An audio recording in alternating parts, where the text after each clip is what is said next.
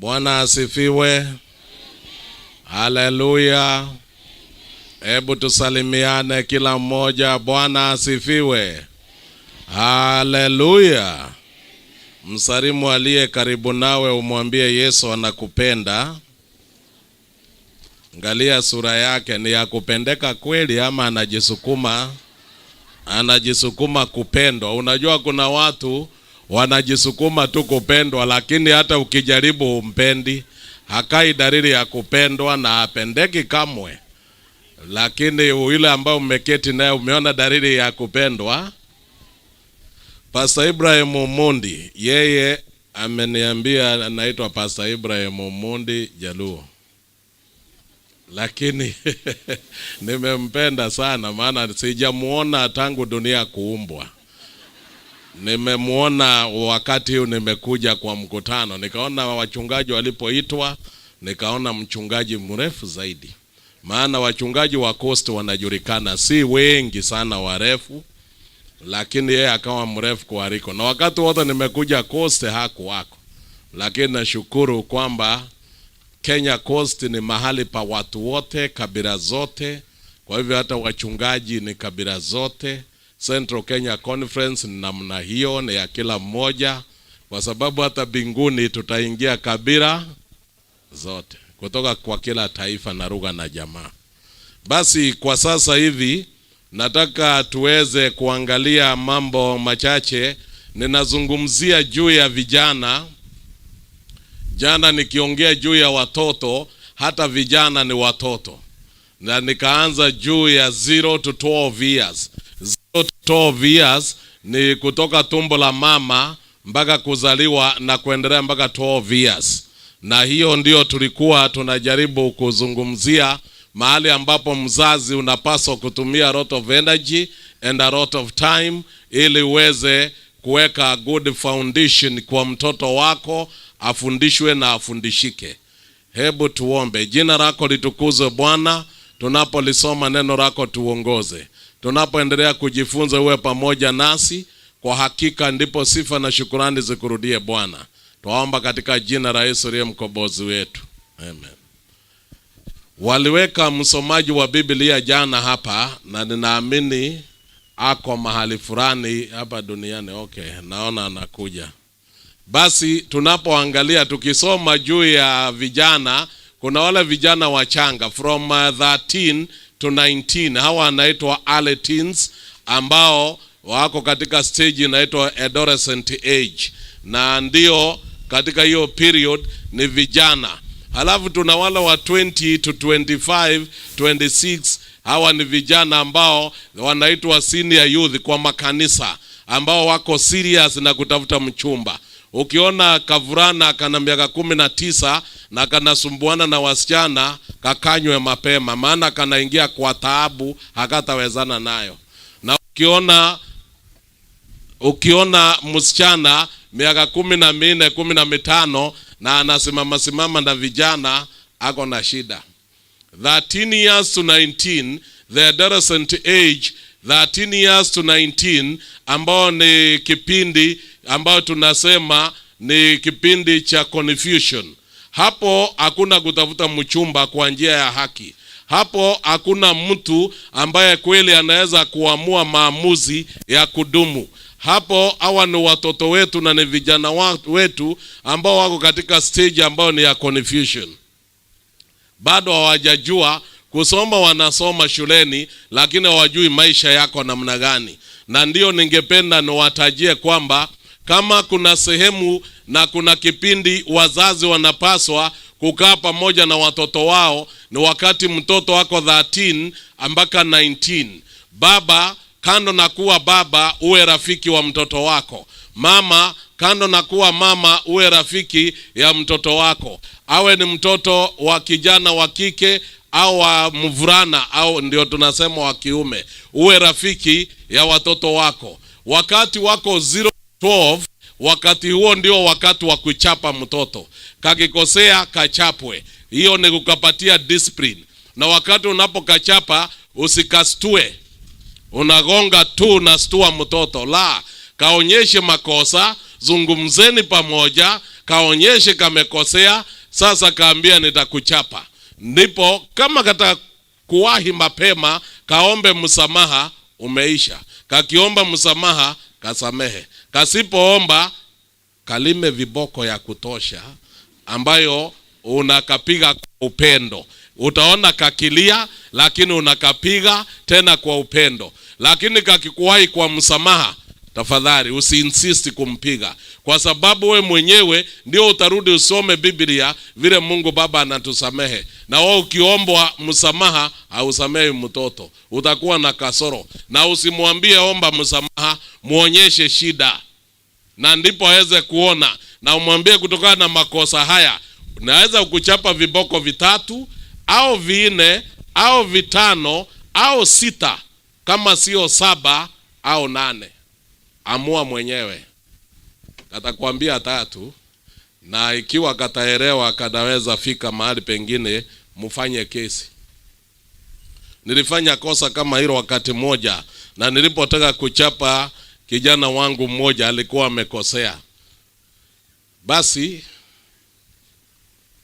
tulikuwa tumetoka kanisani, tukaja tukafanya maombi. Basi ikafika tuombe. Na ndipo nilipomaliza kuongoza niliambia mama utaongoza maombi. Niliinama hivi, si kufunga macho. Niliinama hivi. Halafu yule kijana mdogo hakufunga macho pia, alifanya hivi. Na akawa anatuangalia wote hivi, kila mmoja anaendelea kutuangalia. Dakika ya mwisho nikaona amegonga mwingine mwenzake na mguu. Nikiwa nimeinama nikaona mguu, nikaona ni kama panya ama ni nini hiyo. Tulipomaliza nikasema niletewe kiboko. Bila kusema niletewe kiboko.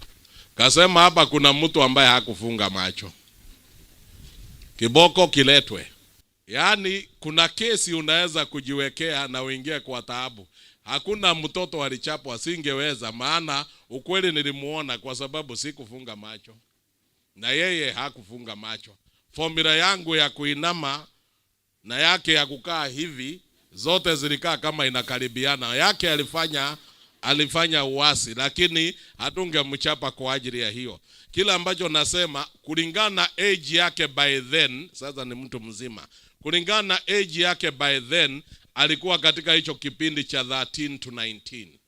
Mtu akiwa katika umri huu, nataka nikuambie ni umri mbaya. Niliwaeleza juzi, ni kama ni msichana utakuta amekimbia ameolewa huko, ametoka amekimbia ameolewa kwingine, ametoka amekimbia ameolewa kwingine. Ni umri mbaya kwa sababu wasichana wengi wanafanya abortion kwa sababu wanakuwa wajawazito bila kuolewa. Na unashangaa wasichana wengi wamezaa watoto wakiwa kwao nyumbani, na wazazi wengi wamekuwa na wajukuu ambao hawakutarajiwa. Na kila mwaka katika nchi yetu ya Kenya between 10 and 12,000 women, young women, wanakufa wakifanya abortion every year. Na wanasema between 7 and 900 children wanazaliwa every day ambao hawana baba, na between 6 and 800 abortions zinafanywa kila siku. Katika taifa hili la Kenya watu milioni karibu 43, maovu ambayo yanaendelea hapo ndani ya wengine kutoa mimba na wengine kuzaliwa na wengine wanakufa wakitoa mimba ni wengi sana. Na hii inatendeka hasa kwa hawa watoto wasichana wa miaka 13 mpaka 19. Ninaishi mji wa Thika, Nairobi Station, mji wa Thika. Mwezi uliopita, mwanzo tu wa Januari, tulipoteza msichana mmoja ambaye alikufa akitoa mimba. Mama yake ni nurse kwa hospitali moja ya hospitali zetu kubwa Nairobi. Na yeye anakuja weekend. Halafu akienda kazi Monday, anarudi Friday.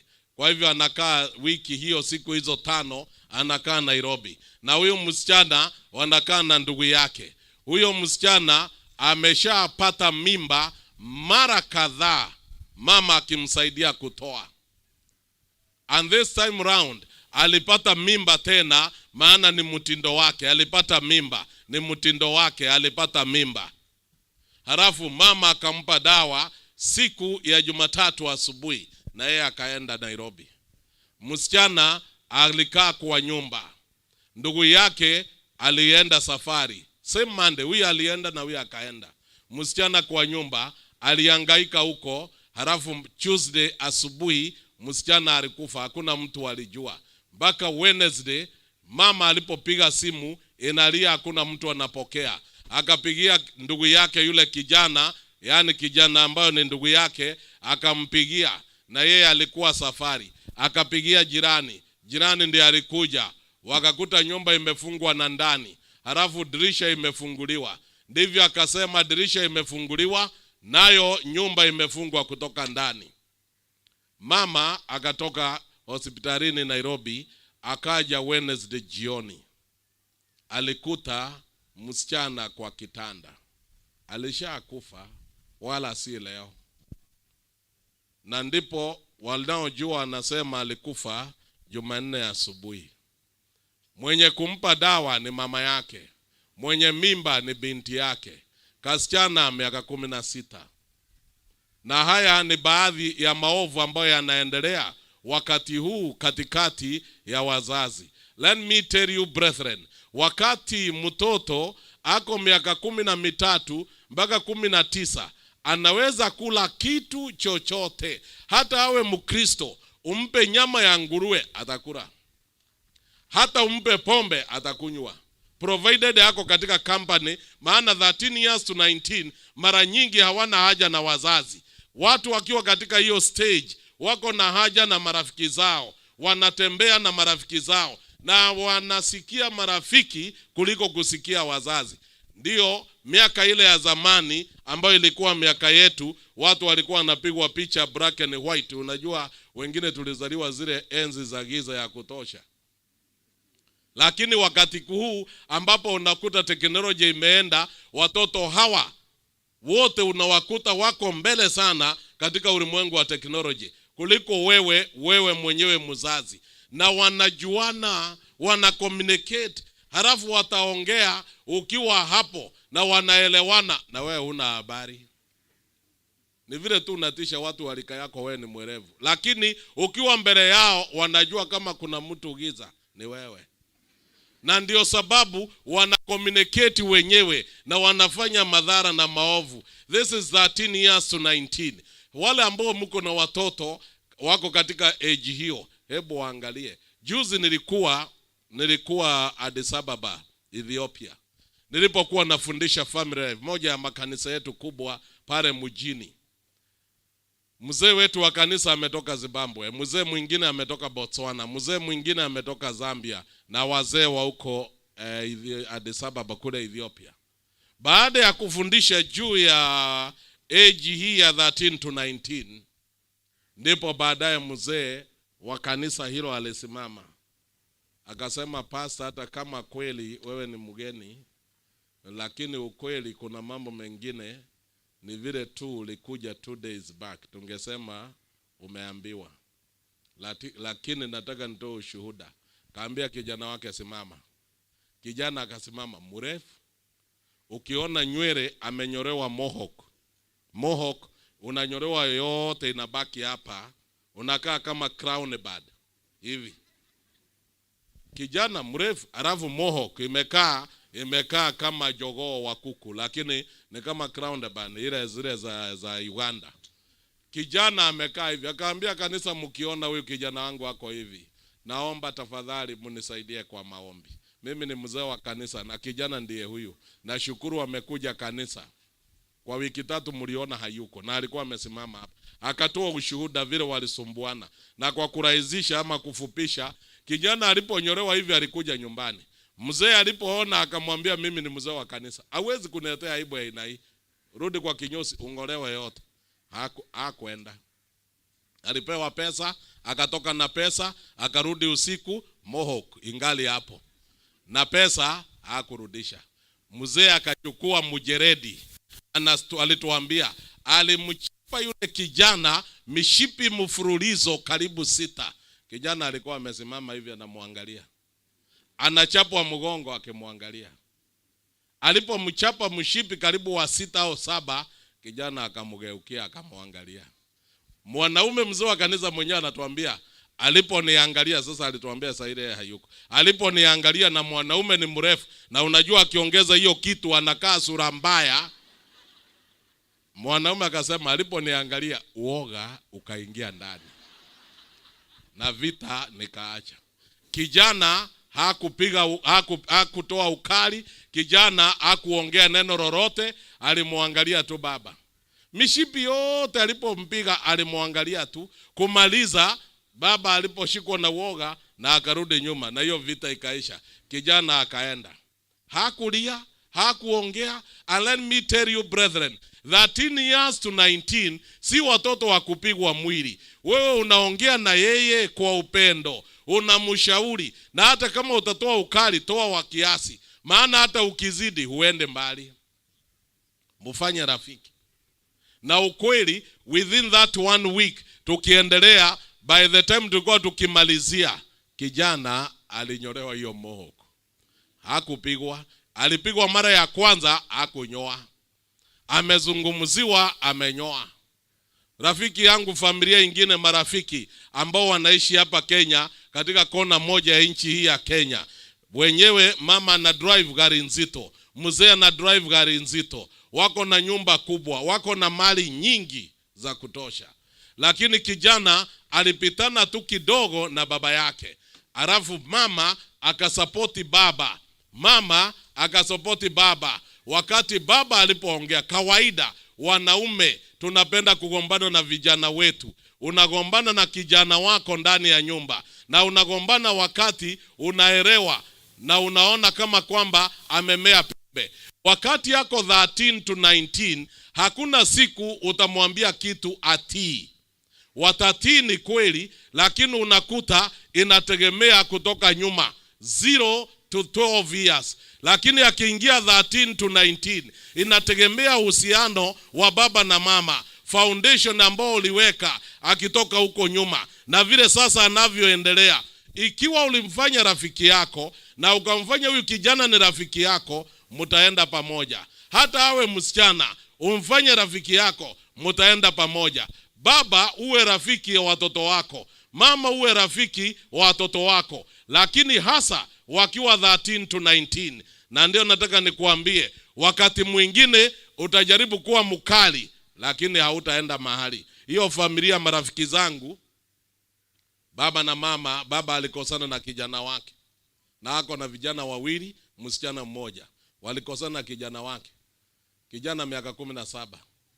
Baba akawa mkali na akamwambia, nyumba hii hatuwezi kuwa wanaume 2. Haiwezekani. Na mama akasapoti baba. Na wote wakageukia huyo kijana na wakawa wakali. Na mama akamwambia, sikia, kama hutatii baba yako utaenda. Tafuta mahali pa kwenda. Wote waliungana pande moja. Na wakati walipokuwa na bishana, kawaida yao, naye huyu kijana kwa sababu ni kijana kamejisikia, na wote ni matajiri, na unajua shida, matajiri wengi wanaharibu watoto wao kwa kuwapatia pesa nyingi wakienda shule, pesa nyingi, pocket money, pesa nyingi kila mahali, na ni pesa ambazo mtoto hakutafuta. Na siku ile utakufa ndio mtoto atagundua hawakuwa na mali, maana wataharibu hizo fedha zote na maisha yao yatakuwa mabaya. Huyu amezoezwa pesa na akawa kana kwamba wako level moja na baba, na ni kama rika moja na baba. Baba alipokuwa anaendelea kuzoza, kupiga kelele hapo, kijana akamwambia, utafunga mdomo huo wako. Nimwambia, utafunga mdomo. Imetosha yale umeniambia. Mama akashikwa na hasira, baba akashikwa na hasira. Aliamuka akamchapa kijana kofi moja pa. Naye mama akamwambia, hata usimchape kofi moja, shika yeye apigwe. Lakini kijana akatoka. Jioni hiyo kijana alikuja akaingia kwa rumu yake. Alipoingia kwa rumu yake, aliandika barua. Akamwambia, dad, sioni maana ya kuishi. Nimegundua hauna haja na mimi. Mama hana haja na mimi. Hapa kwenu mmeniambia niondoke. nataka niwahakishie msinitafute, nimeondoka. Aliandika barua, kisha akachukua dawa, kule alitoa tujui, akanywa, akafariki. Tulienda kwa mazishi. Baba si Mwadventista lakini ni rafiki wa kanisa, karibu aje. Mama ni mshiriki. Mtoto alikufa, alikunywa dawa. Wewe unadhani ni utukutu, lakini 13 years to 19 years ambayo ni age, niliwaambia ni age, ama ndio watu wanaingia katika age ya confusion, si kupenda kwao. Inaitwa developmental milestone. This is a stage where teenagers think and feel they are mature enough. They interact with their friends and other people independently. Hawataki watafutia marafiki, hawataki waambie mahali watatembea, na ukimukanya marafiki zake atakasirika na anaweza kudefend hata rafiki yake.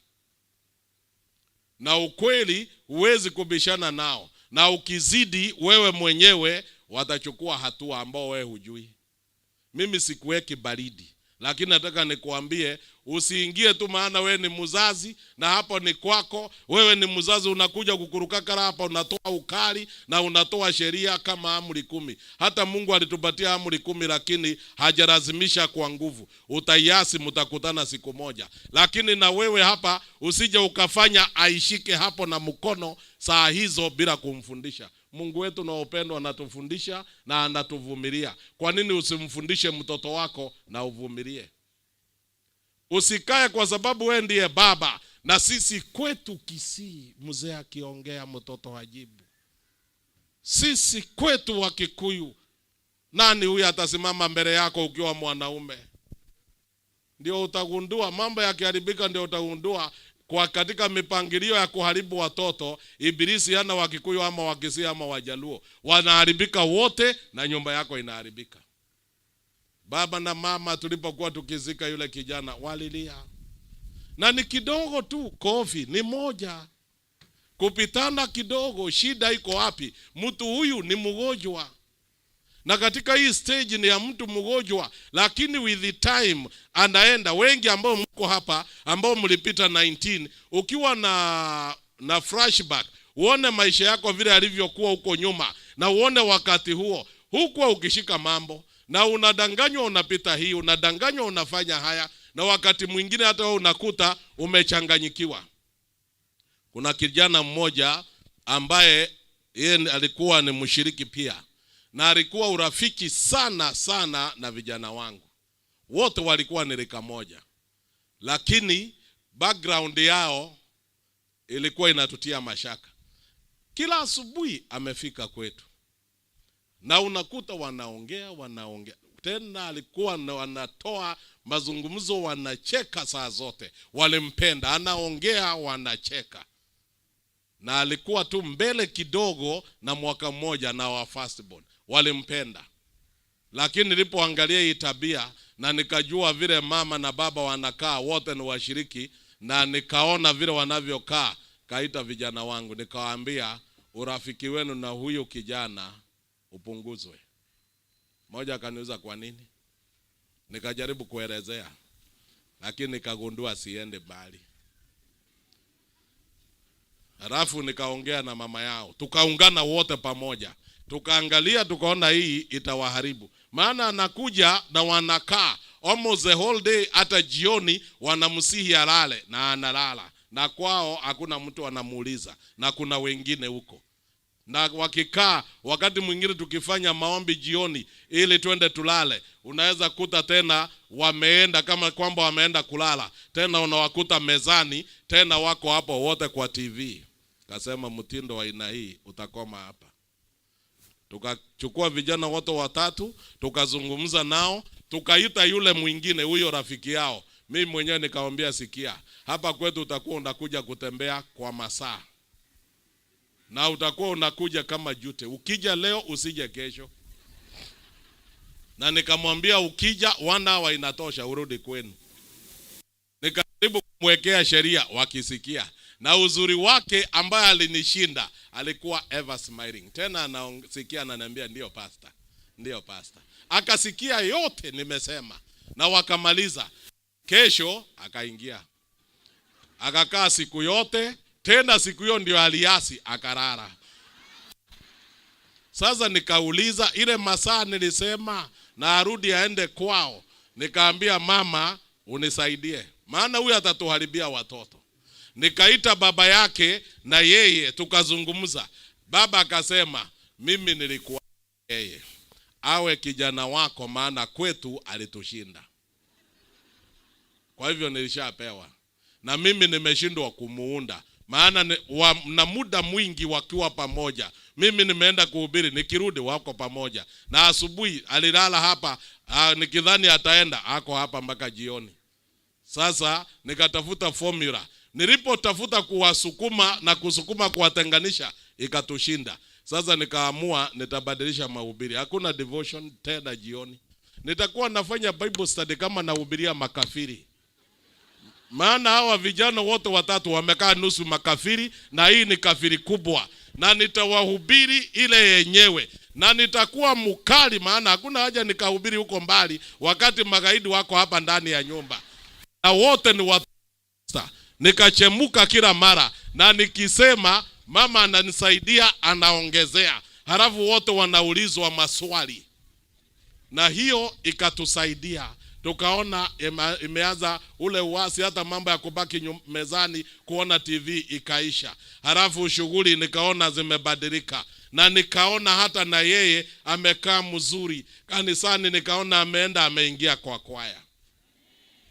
As we talk now, alioa na ni mshiriki mzuri. Na tena waliachana tu, tuliishi nao hata tulipohama kutoka Nakuru kuja Nairobi, alihama na sisi. Hakukuwa na njia ya kutoroka. Kuna mahali una give in. Si kila vita utashinda, wacha nikuambie uwezi. Unapigana na hii formula, ukishindwa tumia silaha za aina nyingine. Nilikuwa ninafukuza aende, akanishinda. Nikaamua aje na mimi nimuundia hapa karibu. Na ndio tulihama na yeye, na ukweli ni rafiki yetu mpaka leo. Hata hivi watoto wetu walipoenda na yeye hakwenda, yeye angali anakuja kututembelea mahali tuko. Na nikaona kweli siku ile nilikuwa nimejitahidi kufukuza, angeenda na hasira. Lakini sasa angali ni rafiki. Nasema during this time ambayo ni ya kugrow katika brain, nataka nikuambie watoto hawa wanakaa na unique personalities. Na unashangaa vile wanavyokuwa na different opinions. Na sababu hiyo wewe ukiwa mzazi, take time to think. Then namba ya 3, ningependa nikuambia wanakuwa very emotional. Na wanakuwa na social change. Katika maisha yao wanaenda kadiri wanavyo develop, wanaenda wakibadilika. Na emotions zao zinawaongoza wengine. Kuna wakati anaweza amuka aone maisha na siku leo ni very boring. Na ikiwa very boring, hata kanisa lenyewe akienda kanisani ni very boring. Program za kanisa kulingana na age yao hakuna kitu wanapenda. Ndio hao vijana wanakaa nyuma kanisa na wako na simu kubwa. Unadhani saa zile tumesimama kuimba, anaimba na simu. Already yako kwa Facebook ama mahali pengine. Hana shughuli na nyinyi wahubiri. Utangangana hapo na mafungu mengi, lakini alisha switch off. Ni vizuri ukishaelewa wewe ukiwa mzazi katika hii stage, take time na uweze kumfanya rafiki yako. Wakati yeye anaona maisha ni very boring, na yeye unakuta kwamba wakati mwingine anakuwa sad just for nothing. Ni kwa sababu mwili wake unabadilika. Na kadiri mwili unavyoenda ukibadilika, kama mwanaume unasikia sauti imebadilika, kanatoka pimples, kanadhani ni mwanaume mkubwa. Na hakuna kitu. Na kama msichana kanaona kifua ilikuwa flat, imeanza kumea matiti, na kameanza kujenga, kana kama kamama, na kanadhani kenyewe ni very beautiful. Lakini ndio sura yake mbaya. Unajua katika hiyo stage watu kwa sababu ya kukaa kibadilika ndio unaona anakaa kitu kingine, maana anaenda ni kama tu vile unavyoona insects ama butterfly inaenda under metamorphosis. Yaani unakuta akibadilika hajakoma. Na hivyo unavyoona mwili ndivyo ubongo. Na sababu hiyo you need to take time, mpende, muonyeshe upendo wa Yesu, muweke karibu nawe kila wakati, atakufunulia siri.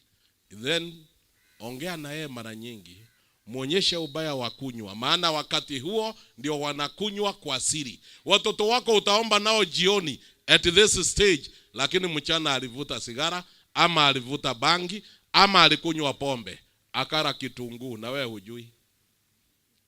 Kuna rafiki mmoja alifanywa Bible study, alikuwa mlevi kupindukia, na kila mara alipoamini, na yeye alikuwa mtu tu hivi young, akaamini akaja kanisani. Halafu Sabato asubuhi anaingia kwa choo anavuta. Siku moja kwa choo moshi ulionekana. Halafu shemazi moja akasema kwa choo kuna moto. Lakini uzuri, head deacon wetu na mzee wa kanisa walijua hiyo jamaa uvuta, na yeye ndiye aliingia kwa choo. Kamwambia hiyo moshi itaisha. Walikaa nje, walimwambia moshi itaisha. Lakini baadaye jamaa akatoka. Ameenda kwa choo, amevuta, tena si sigara, ni ile kiraiko ile gazeti ile ya kusokota ile inakaa majani chai. Ndio hiyo. Amevuta akavuta akatoa kitunguu akala. Na hiyo ndio mtindo wake, anavuta anakula kitunguu. Halafu anarudi kanisani, anaenda mahali darasa la ubatizo wanafundishwa. Unajua huyo jamaa baadaye alibatizwa. Baadaye akawa mwinjilisti. Baadaye akawa pastor. Na ajabu, amekuwa mmoja wa wahubiri wetu wazuri sana. Juzi tu ndiye amestaafu, Tena mhubiri mzuri, inalivuta sigara mpaka ndani ya kanisa Keraiko. Na mzee wa kanisa aliona hiyo. Head deacon alijua huyu anavuta. Kwa hivyo ukiona kwa choo iko moshi, wanasema ipatie muda itaisha. Na wewe ukiona kijana wako, msichana wako wamekaa laini nyingine, usiwe mkali kupiga. Huyo kijana alipigwa na alikuwa na mohawk, lakini baba aliona hakuna mahali anaenda. You can be fighting a losing battle. Na ndio nataka nikwambie, hiyo nimetoka kwa wazazi, you take care, kwa sababu mwandishi mmoja ama uchunguzi mmoja inasema ili kuweza kubadilisha, nasema the brain of a teenager is a work in progress. Their brains inakuwa in progress kudevelop. Na anasema the frontal brain hapa inasema of the brain is the seat of what researchers call the executive functions. Ndio inayotusaidia kuplan. Is a part of our brains that help us to plan and control. Na sababu hiyo inasema most of them wana develop, wana mature in their 20s, and some of them wanaenda up to their early 30s. Unaona mtu wako 27 years lakini anabehave kama mtoto. Halafu nasikia wengine wanasema, sasa angalia huyu naye unakaaje kama mtoto, unacheka unaruka unacheza. Yaani kimwili ni kikubwa kweli na miaka iko, lakini hapa bado. Na ikiwa kwa uzuri ameolewa, ikiwa kwa uzuri ameoa na ako 27 na hapa haijakomaa, na yule aliolewa naye hajakomaa, wameretane kwa nyumba, ndio utashangaa watu wawili ambao hawajakomaa, kidogo tu kuongea kidogo ameanza kulia. Huyu mwingine amekondoa macho wote, unaona ni kama watu wamevuta bangi wote wawili, haijakomaa. Give it time. Hiyo wa mzazi nataka nikuambie, mtoto akipita 19 akielekea 20 to 25, hapo nataka niseme kwa haraka, as you go there unakuwa as senior youth, umechukua very sharp corner. Yaani umetoka na Bwana amekuvukisha, unachukua a sharp corner, lakini unaingia kwa mteremko ambao ni very steep. From 20 to 27 uko kwa mteremko, maana hapa unatafuta mchumba, unaingia tunaita life in the wilderness. Wakati wa 13 to 19 this is a confusion stage. 20 to 27 tunasema hii ni life in the wilderness, ambao unatafuta ukitafutwa, na unapata na unanyang'anywa, na unanyang'anya ingine. Ule ulikuwa na yeye kabla mwaka mwingine amemchukua. Huyu mlikuwa mnapanga. Hata wale wanaume wako hapa umuulize, ni ukweli kabisa, yule mke huko naye ndio mara ya kwanza, akwambie kama yeye ni mwaminifu, akwambie alichumba yeye tu mara ya kwanza na akafanikiwa akamuoa. Si wengi. Ulichumba huyu akakukataa, ukangangana na huyu akaenda, halafu ukashikilia huyu na ukamwambia tusiambie watu, ni siri. Kwa nini usiambie watu? Maana utanyang'anywa. Halafu unaenda kwa mwingine, na yule ambaye ulienda ukapata, wacha nikuambie, huyu uliyepata leo, wanaume wengi naambia mke wake na kuambia, nilipendwa na wasichana wengi, kila mahali walikuwa wananipenda, lakini wote niliwakataa kwa ajili yako. Badala useme ukweli. Nilijaribu kila mahali, nikajaribu. Na nilinyang'anywa, kila mtu nilipata nilinyang'anywa, lakini nakushukuru ulishanikubali, jina lako litukuzwe. Usikae kumfanyia kampeni ya bure na ako kwako. Hakuna mahali anaenda. Kile ambacho namalizia kwa kusema ni kwamba vijana wale mko hapa, the senior youth, mwandishi mmoja anaitwa Mason Mrs. William Fago katika Building a Happy Home anazungumza neno ambalo nililisoma pia katika kitabu kimeandikwa na Walter Trobish ambacho kinaitwa I Marry You. Nasema mambo ni mawili. Unatafuta ukiomba, na unaomba ukitafuta. Wainjilisti kitabu kinaitwa Kuchagua Mchumba, hiyo quotation iko hapo ndani. Unatafuta ukiomba na unaomba ukitafuta. Na yule ambao umepata unachukua muda kumsoma. Usikimbie mbio, hawaishi. Wako wengi wa mama wako katika Reba Ward, na wengine watoto wasichana wako nursery, na wengine wako primary. Usikimbie na kukimbizwa. Na wewe dada, usije kuchumbwa na upelekwe kama baiskeli mbio au kama bodaboda. Chukua muda. Ujue huyu mwanaume amekuja ni wa kweli. Halafu katika hiyo kuchagua, mara nyingi mimi naambia vijana, unapoenda kutafuta na ukose, yule ambao umemuuliza akukatae, hata kama alikukubali na ameenda amechukuliwa na mwingine, usikasirike. Sio kiatu kiko kwa kila kiatu ndani ya bata si yako. Kiatu chako kitakuja. Kama mguu wako ni namba 8, tafuta kiatu namba 8. Si viatu vyote hapa unawekewa hapa. Si useme ile namba unataka. Kama hapa Mombasa hutapata, umetafuta hapa yote, elekea Mombasa West. Ukikosa, elekea Malindi. Niliwaeleza. Na ukikosa, fika Moi, kule Voi. By the time umefika Nairobi, ikiwa utakosa, hata wewe rudi nyumbani utulie. Ikiwa unazungumza na unamuelezea, na usilete forojo, na usimutishe, maana wasichana unatishwa kwamba nyinyi ni wengi, sisi ni wachache. Unajua ni hata it is a privilege mimi kuongea na wewe. Kuta mtu wa forojo aina hiyo, mwambie kwa jina la Yesu urudi. Ulituhesabu dua sisi ndio wengi na nyinyi ni wachache. Nani alikupatia hiyo hesabu? Kama ako na haja na wewe uko na haja, mpatie muda wa kuomba. Na wewe uwe na muda wa kuomba, muulize Bwana, ndiye huyu? Halafu chukua muda kuchunguza kwao ni wapi, wazazi wao ni kina nani, watu wa ukoo wao ni kina nani. Inawezekana ndio huyu ama siye huyu. Bwana atakuonyesha katika maombi. Usiingie tu umeulizwa na unaitika. Na hata wewe ukiulizwa mara moja na kuitika, vijana wanapaswa wakuogope. Ulikaaje kama uko sokoni unangojea mtu yoyote? Haiwezekani.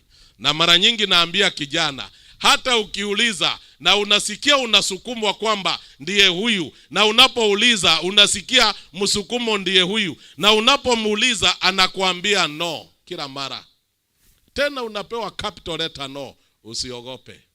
Chukua O kutoka upande huu, rudisha upande huu mwingine. Itakuwa nini? You keep on, you hang on there. Ngangana na yeye, maana hakuna kitu kizuri kinapatikana kwa urahisi. Ukishaomba na unaona ndiye huyu na amekupatia capital no, tena umeona blackout, kaukia hapo. Ngangana tu Mpaka dakika ya mwisho utakuja kugundua kama ndiye yeye ama si yeye, maana Bwana atakujibu. Na kutokana na hiyo, nataka niwaambie wasichana kabla sijamaliza, chunga sana anayekuuliza, pima sana. Kitu cha kwanza, qualification number 1 si education. Qualification number 1 si mali. Qualification number 1 ni imani. Wanajuana na Yesu Kristo kiasi gani? Akimuogopa Mungu ndani ya nyumba yenu, ujue katiba ya mbinguni itaongoza nyumba yenu. Kama ni ndume tu inakuja kukuambia inafanya kazi kwa bank, ama ni daktari anafanya wapi, na anataka kukutisha mpaka anakuonyesha mshahara, anataka kukuona pesa, ukikubali uende huko, utakuwa mfanyikazi nyumbani na utakuwa a beggar. Maana wamama wengi wamekuwa reduced to a beggar. Hata afadhali beggar anawekwa hapa town kwa kona ya duka, na yeye unyosha na kupatiwa shilingi 10, shilingi 5, na anapewa na watu wengi. Lakini sasa wamama wengine ni beggars, tena wanaomba mtu mmoja. Kutoka Januari mpaka December, hakuna mboga, hakuna mafuta. Hata makaa imeisha leo, na hiyo unga nilipika ni leo ya mwisho. Ni mtu mmoja unamwambia siku zote. Hata wewe uone aibu, Januari yote hakuna mboga, hakuna mafuta. Februari hakuna mboga, hakuna mafuta, hata makaa imeisha. Hadithi ambazo ni negative. Hakuna mboga, hakuna mafuta, hakuna. Kufika December hakuna. Hebu angalia miaka 5 ukiimba hiyo wimbo. Ndio unaona mzee anakuangalia kutoka kichwa mpaka mguu, anagundua hata na wewe hakuna bei na hakuna sura. Yule ambaye unayemchumba na yule ambaye mnayechumbana naye, ukiwa kijana na ukiwa msichana, take time. Angalia miaka yake. The age disparity is very important, uangalie. Usije ukaulizwa kama msichana miaka 26, le mwanaume kule lilichelewa halikukuambia miaka 41. Hiyo unaweza kuona kama ni kijana 41 ukiwa 26. Oaneni leo. Miaka 25 utakuwa 51. Na ukiwa na 41 au 46 muongezee 25. Uone atakuwa mzee aina gani. Ni wale ambaye akitembea anatembea kama anafanya matching. Na ni kwa sababu ya umri, si kupenda.